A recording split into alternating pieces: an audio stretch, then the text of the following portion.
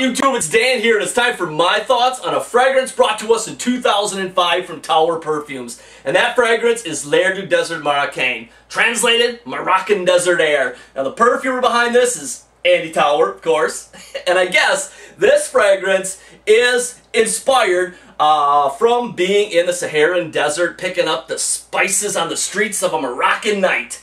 I don't know, never been there, but a fragrance like this is kind of cool because it can take you like on a mental trip for a little while, you know? Picture yourself being there. At least that's what it did for me, so that was pretty cool. Now as far as what I get out of this fragrance, when you're talking about this one, you are talking about an amber-dominated fragrance. So it's going to be rich, it's going to be warm, it's going to be full of body. And the amber in this is focused more on the wood and less on the vanillic side, with just a touch of an animalic note there as well. Just a touch. And when you're talking about the top of this fragrance, at the top you are going to get a healthy dose of spices with that amber, which is just awesome. And those spices hold out for a good 4 to 5 hours, and after about the 3 to 4 hour mark, I get something that I love coming out to play. The vetiver! Vetiver comes out to play with this fragrance, so I love that. When the vetiver starts coming to life, there's something about vetiver that just tickles my nose hair, makes my mouth water. Love it. So, I really love that because I love amber, and it's really the first amber-based fragrance where I've had vetiver come out to play, and I really enjoy it together, so that's awesome.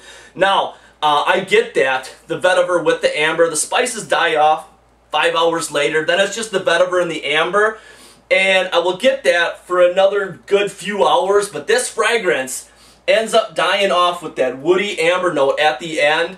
I don't even know, 10, 12 plus hours. She just keeps going. When you put this one on in the morning, plan on wearing it the whole day because she ain't going nowhere. So as far as longevity, well, we know this one's a rock star. And as far as projection, man, this one is well above average. Every single time that I wore this fragrance, people said something, people noticed. This one jumps off for sure. And as far as reviews in the community, boy, this one is definitely in full-fledged rock star, Hall of Fame status for sure. We're talking bass notes, Fragrantica, Mad Love through the roof, and even my man, Luca Turin, did not let me down with this. He gave this one a 5 stars. So good job, Mr. Tower. You thoroughly rocked the fragrance world with this one, buddy.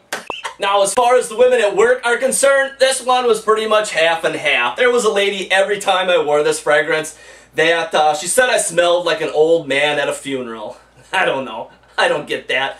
But that's what she gets. But on the other side of the coin, there is that lady that in a couple of my reviews said that the fragrances made her want to bed down. Well, with this fragrance, she's got a new name for Dan.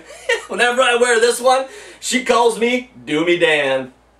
So she really likes this one. I mean, there were people that really loved it, and there were people that weren't fans of this one. So it's pretty much a love and a hate type of frag when it comes down to it. But overall, with Andy Tower's L'air du Desert Marocain, what you have is a dry and sweet, rich, spicy amber fragrance. Very awesome.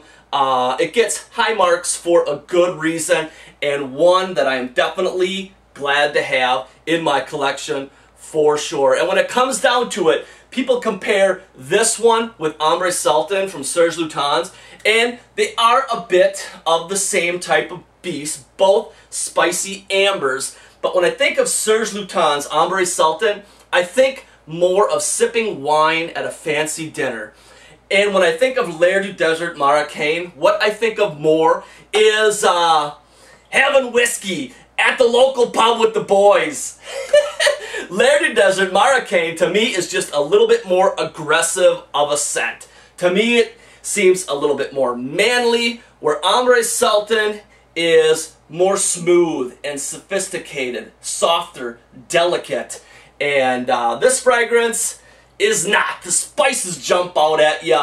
The fragrance is real woody. It's got incense in there. Just an overall more aggressive fragrance in my eyes. Both rock stars, both just better on different occasions.